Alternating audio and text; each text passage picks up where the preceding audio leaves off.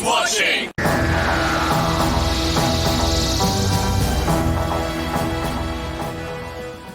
Hello! Hello!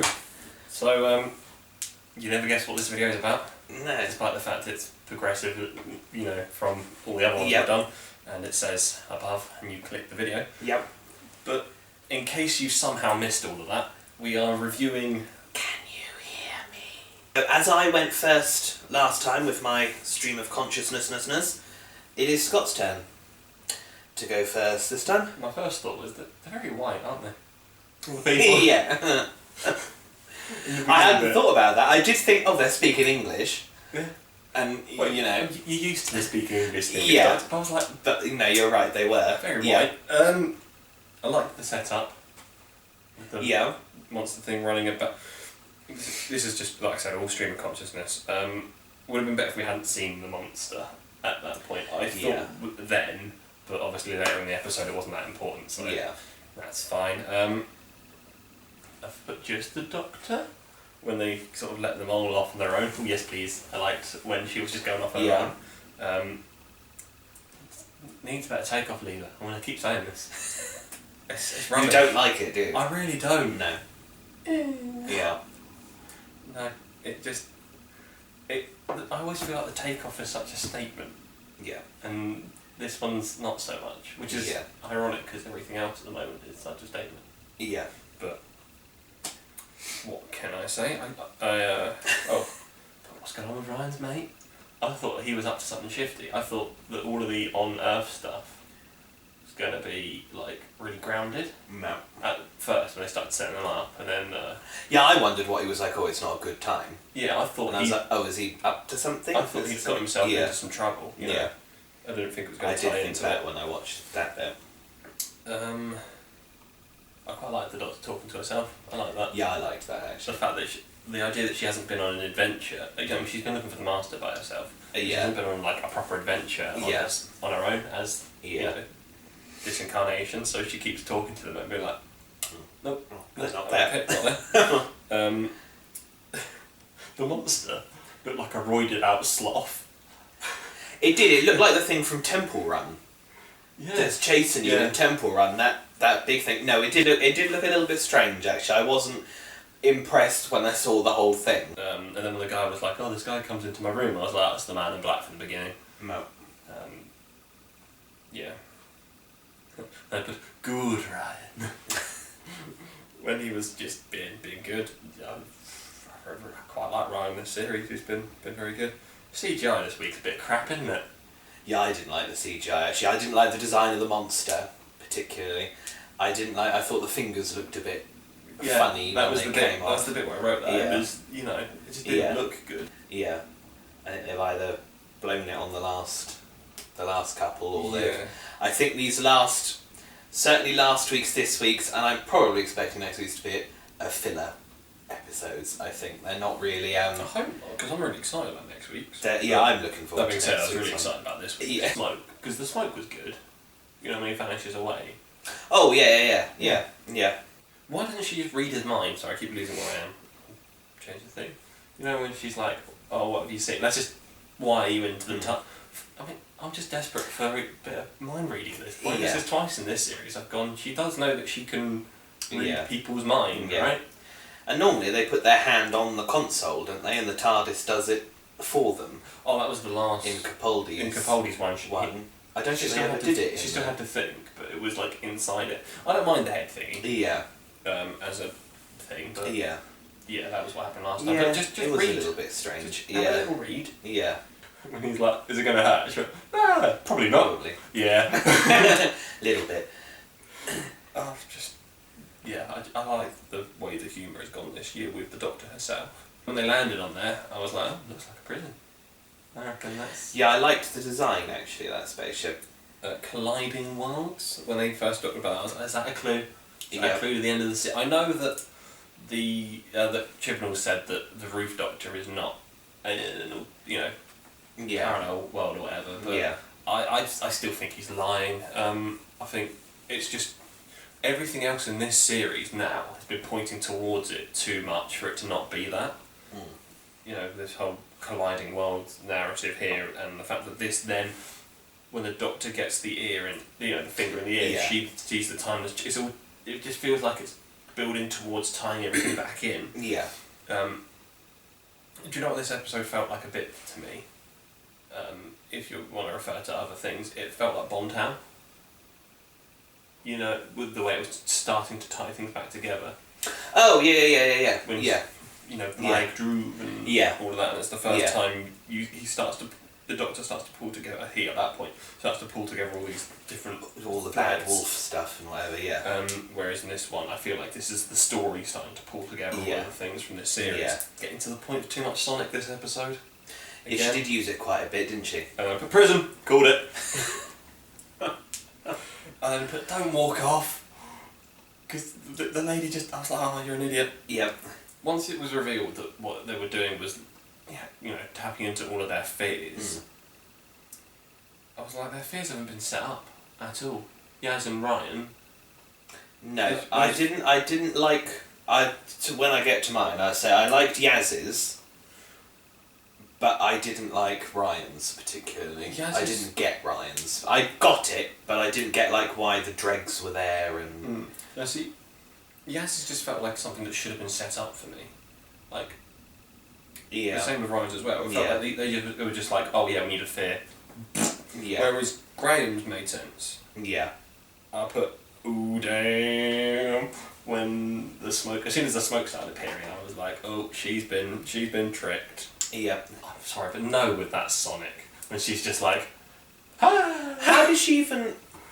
Does she knock it out of the pocket and then it went up in the air? It would have just gone on the floor. It looked... Yeah, it didn't look good. I would have been happier if she'd used her feet or something. Just something that could actually happen. Not just, hey! Let's just... Here are my car keys. Yeah. She was just like... Yeah, it would have gone on the floor, it wouldn't have landed in her hand. Because it was so obviously implausible, it looked... No, I haven't put that on my list, but that is a point that I thought, I was like, oh, that looked terrible. Disgusting! Yeah, I thought that as well. When she said that, I was like, oh, I remember that one. Yeah. And I put, next week. Next week looked good. This episode, I think, overall, it was written by Chibbers, because he's co-written every episode. Yeah. And the guy that wrote Kablam last year. And I really liked Kablam. Yeah. The ending was a bit spotty, but I actually enjoyed Kablam.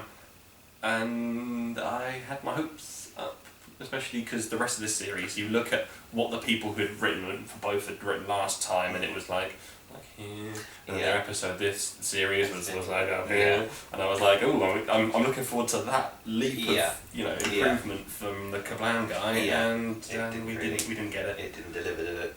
I'd say it was probably. I don't think it was as good as Kablam, to be honest. No, I don't think it was either. No. I don't think it was as bad for me as Orphan 55. I still like Orphan 55. But I think it's only just above that. Yeah. And then I'd probably put Praxeus and sort of go up. Yeah, I think this is... unless they really fumble the reveal for Ruth's Doctor, I'd say this is my least favourite episode so far this series. But I went into it, and my first note is, oh, I hope this is scary. Yeah. Which it wasn't, and it was kind of built up to be, and it wasn't. When they're in Syria, that was the set they used to use in Atlantis.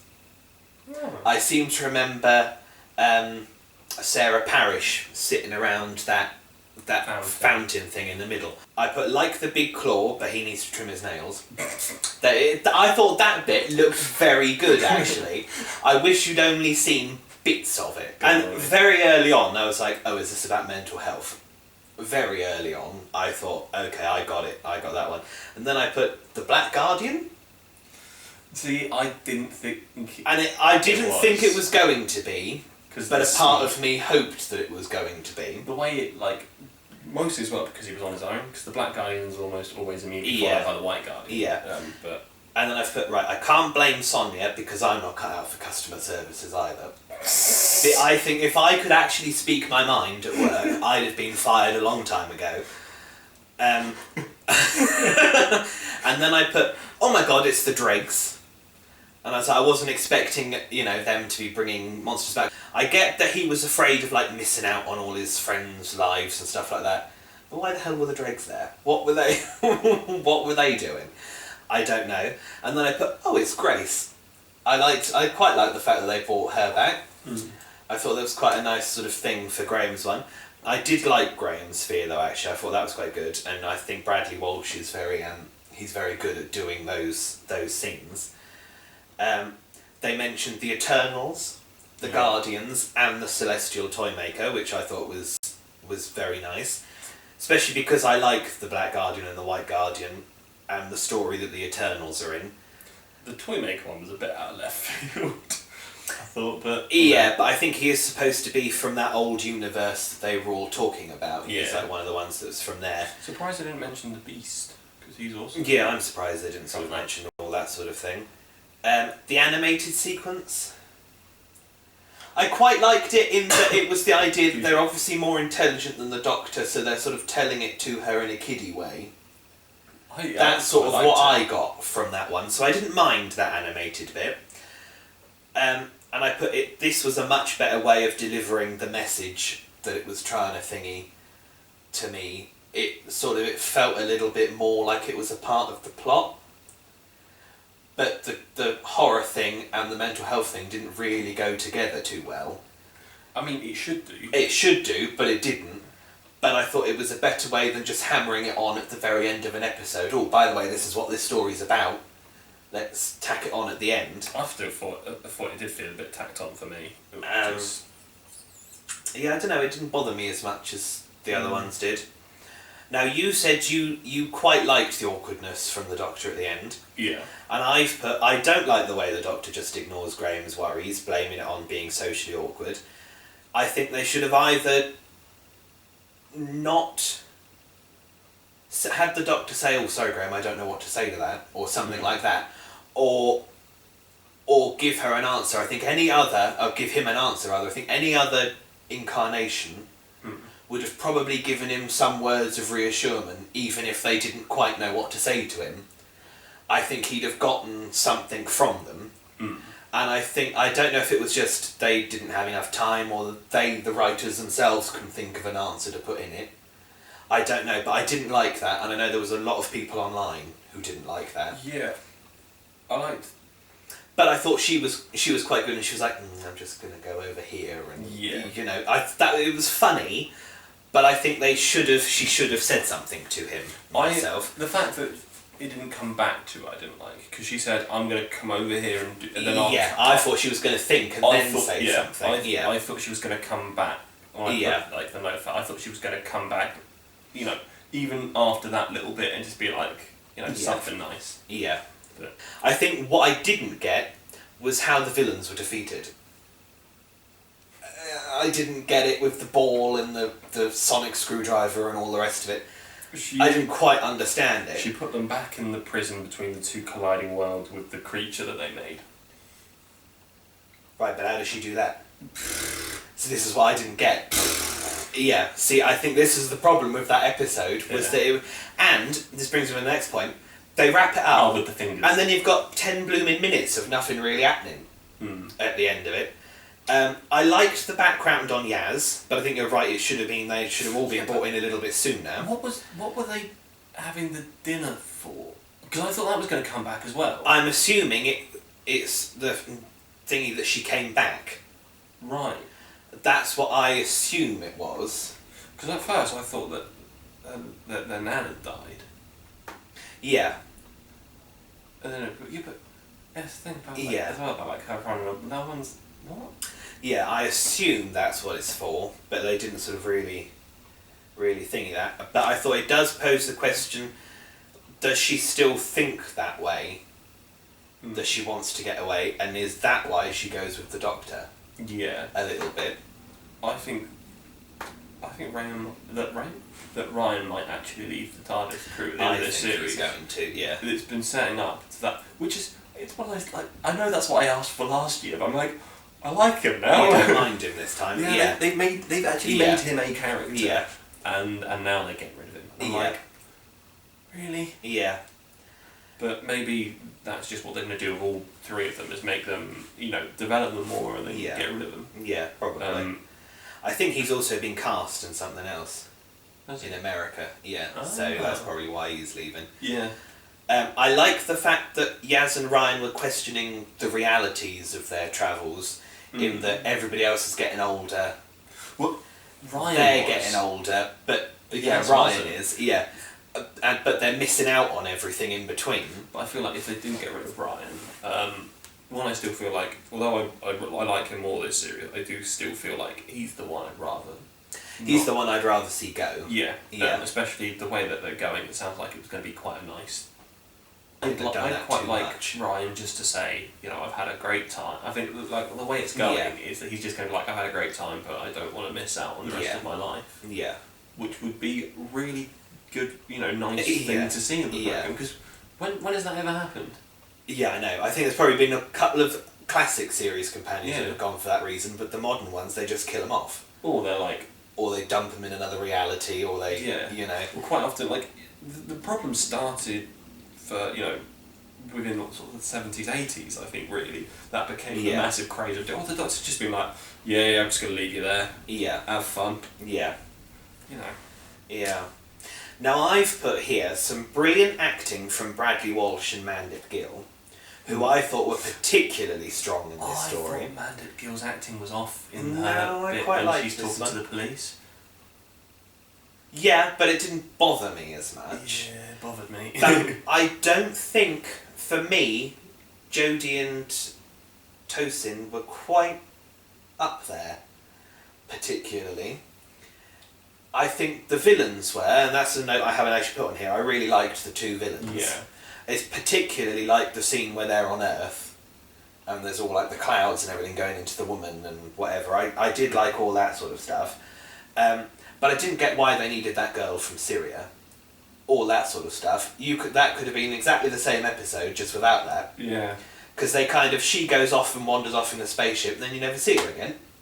I think it was just to get that monster. Yeah. Which seemed... Yeah. But I think for me, from the moment they get on the spaceship, the episode just goes downhill.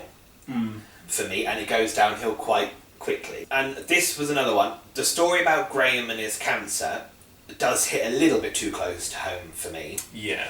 And I must admit, I've never liked that storyline particularly. I get it; it's an important thing to talk about, but because I've been through it twice, I don't want to see it being put on the telly. It's that kind of thing. It deserves to be on there because people need to learn about it and talk about it. Yeah. But I don't want to see it on Doctor Who. It's one of those. It's like when people kick off about all this plastic stuff and whatever.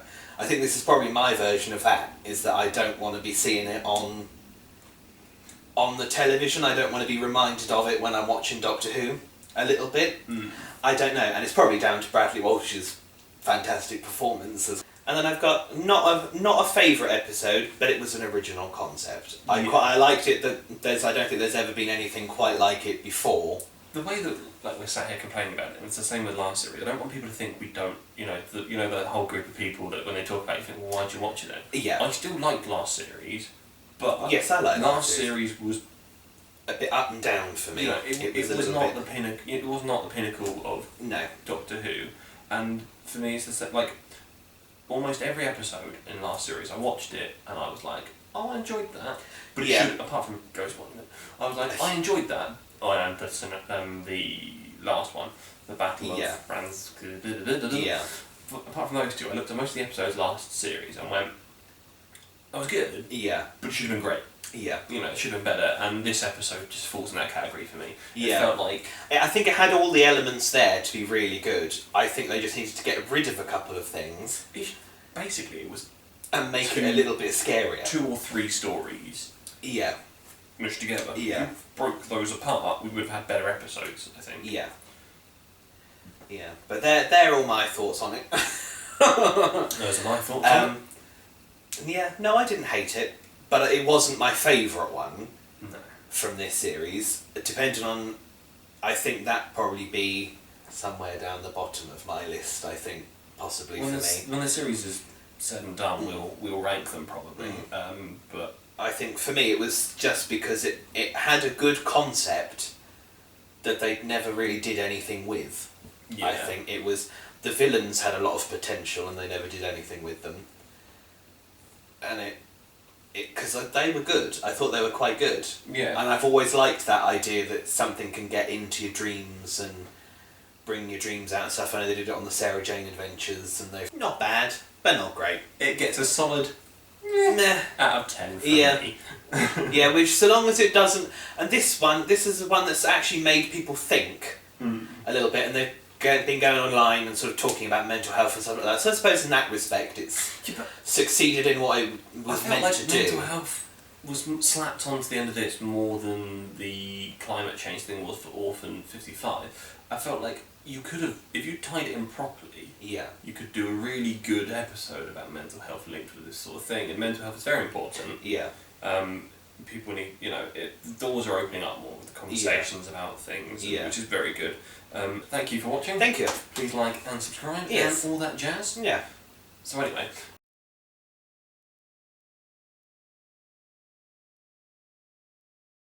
The discussion of mental health, it's quite interesting that the amount of mental health cases over the last few years has gone up pretty drastically. Yeah. But what I was saying to someone, I was talking about it the other day with Sally, my girlfriend, for context of people who don't know my personal life. I said, I don't know what the answer is, and I don't think anyone does or can find out, but I think part of that is actually a good thing, because it's not actually more people with mental health issues, it's more people coming forward about their mental health issues.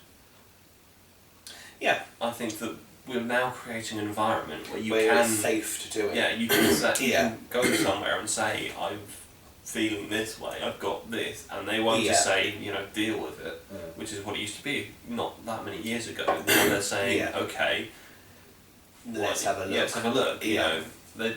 People are actually, the world is starting to deal with it better. And I wonder if part of that is because the people who went around with it that didn't get diagnosed, or knew they had an issue but never got it checked, or did actually get it checked and had to deal with all the stigma, they're now in higher up places in the world and they're doing something about it. Yeah. Which, well, I don't know what the answer is, but I think at least a good chunk of it is actually that not the more people are depressed, for example, that's the big one. It's not that more people are depressed, it's more people willing to come forward and say about it. Like, when I was depressed, I didn't feel like we were living, like, that was, I don't know how many years ago that was now. But, yeah, when I was in that place, I didn't feel like I could go to someone and talk to them about it. I didn't feel like that was the thing you did. Whereas now, I feel like if I got that way again, I feel like I'd be comfortable going somewhere and talking to someone. Yeah. Yeah. I think that's probably why when I did that online thing, I think that helped me quite a bit, was because it sort of, I was able to actually put my thoughts and whatever down, and actually, have someone take them seriously and not be like, oh, you'll be fine, get on with it. That sort of thing. Yeah. And talking to your friends is always a good thing, which is, I talked to some of my friends about what was going on, but at the end of the day, they can only do so much, whereas a medical professional that's trained to deal with these things is, getting them to say... I find sometimes people don't get it, sometimes, unless they've been through it, or, sort of things. A lot of the time, I don't think people understand...